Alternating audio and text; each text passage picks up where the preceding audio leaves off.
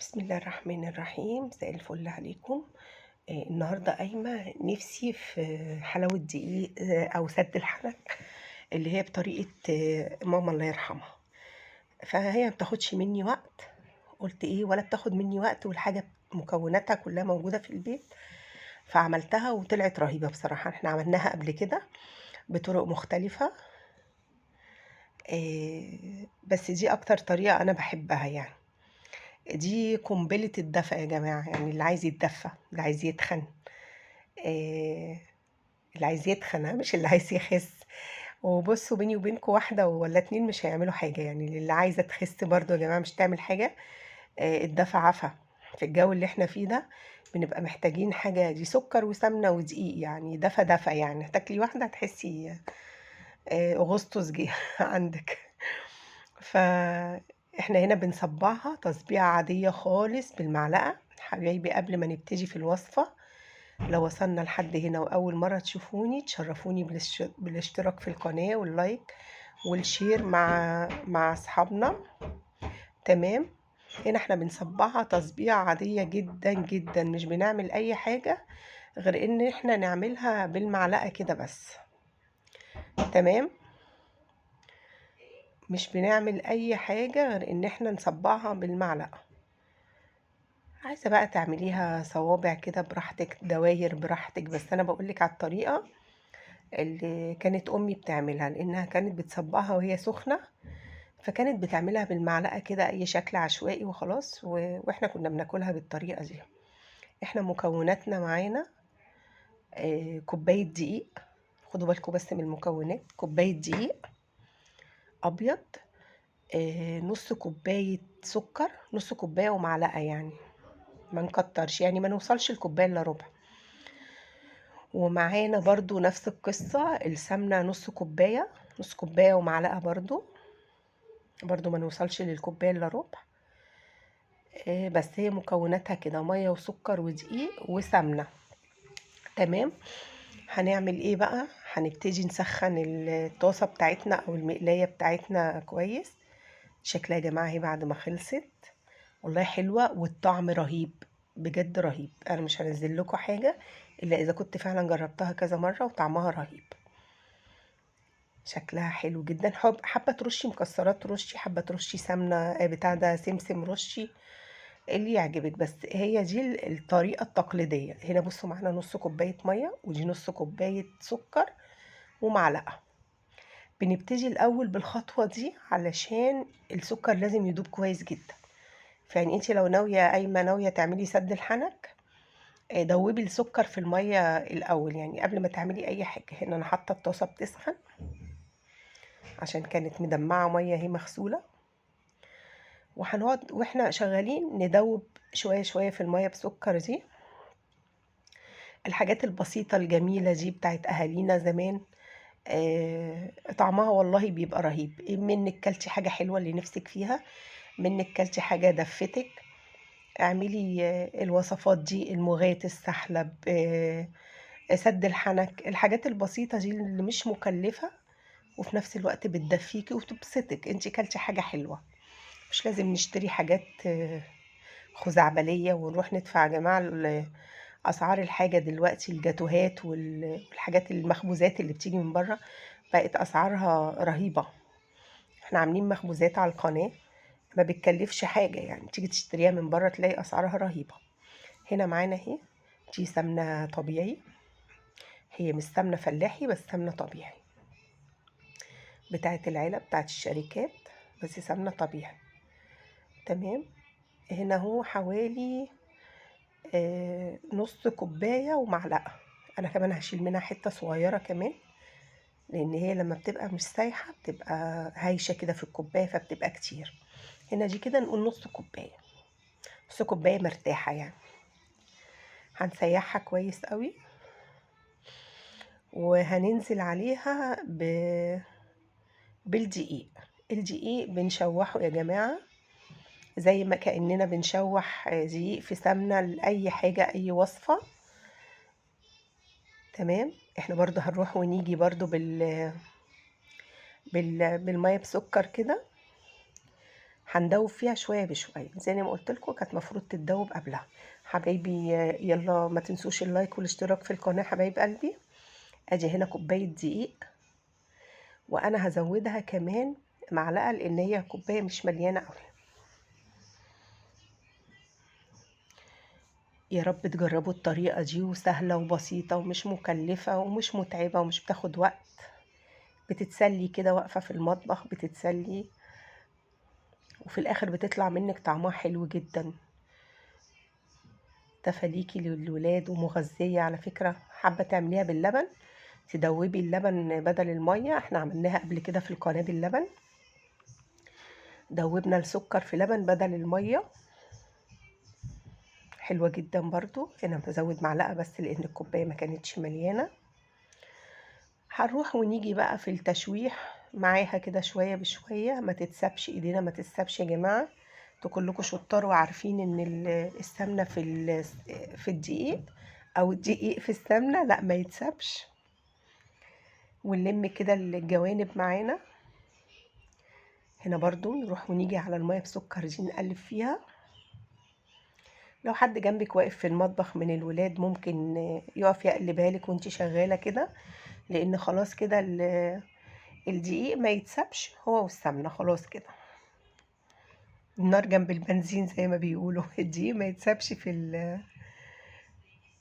اسمه ايه ده، لخبطتوني. الدقيق ما يتسابش في السمنة وهي سخنة كده، هيتحرق مننا. تمام. ولو اتحرق حرام يعني، هيترمى وكوباية السمنة دي هتترمى، لا ما يصحش، حرام. الدنيا بقت غالية أوي يا جماعة. هنا خلاص بصوا ابتدت تاخد اللون البيج كده. فخلاص كده احنا كده المرحلة دي ايدينا ما تتسابش خالص، مرحلة خطر زي ما قلنا قبل كده. خلاص يا حبايبي، نقلب كده. اهو بصوا هوطي بقى النار علشان ايه، ما تلسعش مني.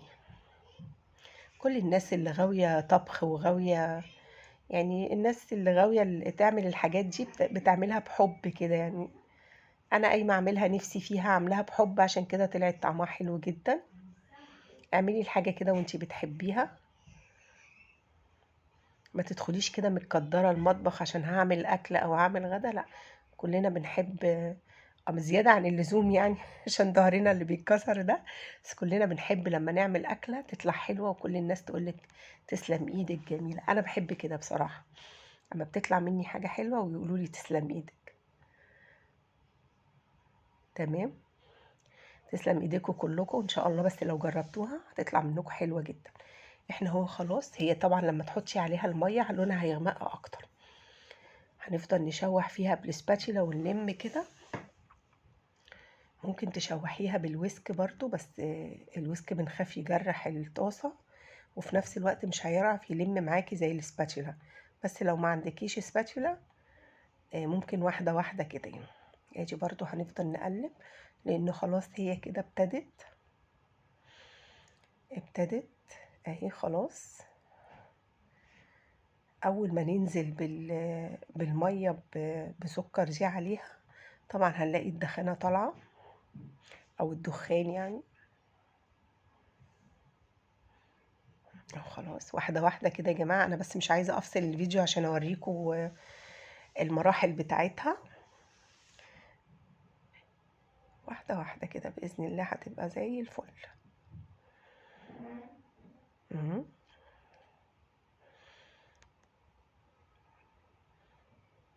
اهي يعني واحدة واحدة. انا مش عايزة الوك عليكم كتير بس عشان ما صدعكمش. بس هي خلاص اهي ابتدت. احنا في المرحلة دي خلاص كده الكوباية في ايدينا، كوباية المية بسكر، وهننزل بيها لان هي خلاص يعني ابتدت تدخن اهي. لو واخدين بالكم من الدخان اللي بيطلع منها دي كده، يبقى خلاص يعني لازم ننقذها بقى. انا رفعتها اهي من على النار لفوق شوية، بقلبها على السخونية بس علشان ما تحرقش مننا، مش عايزين الدقيق يمرر معانا اهي. يلا كده بقى هنبتدي ايه، ننزل بالمية شوية بشوية اهي كده، شوية بشوية كده يا جماعة. ننزل في الاول بس. هي كل ما هتديها ميه كل ما هتقبل، يعني تفتكريش ان شويه الميه دول كلهم يعملوها عجينه، لا، بس انتي انزلي بيهم واحده واحده. بصوا، ربنا يكفينا شر النار وعذابها يا رب. آه، اول ما بتنزل بتفور ازاي الميه على السمنه. زي ما قلت لكم، هي ما خدتش مجهود، ما خدتش وقت، مكوناتها موجوده من البيت. تمام. انا برضو ندوب، لان المعيار اللي انا حطاه نص كوبايه سكر، هم دول انا عايزاهم، فمش عايزاهم يتهدروا في قعر الكوبايه. ممكن الميه تزيد، ما بقاش محتاجه ميه، بس انا محتاجه كميه السكر دي. مش حابه احط سكر مش منقوع في ميه، مش حابه احط كده، هيبقى مخرص فيها. تمام. هنفضل بقى كل شويه كده، كل ما تشرب نحط لها، كل ما تشرب نحط لها، لحد ما تبقى بالطريقه اللي شفتها او بالشكل اللي شفتوه في اول الفيديو ده. والله يا جماعه ما تقولوش ان هي بتاخد وقت، مش بتاخد وقت. واللي الناس اللي زمان بقى، بتوع زمان كده، هيعرفوها على طول. سد الحنك، في ناس بتقول عليها حلاوة دقيق. هنفضل برضو، بصوا هي لسه كده محتاجة مية، هنفضل نحط لها في المية. الحاجات الجميلة دي لو في حد يفتكرها معايا، كل المية دي احنا هناخد كمية المية دي كلها، هنسيب حوالي سنتي واحد بس في قعر الكوباية، وبكده ابقى اخدت كمية السكر كلها اللي انا محتاجاها. معلش، خطوة خطوة كده.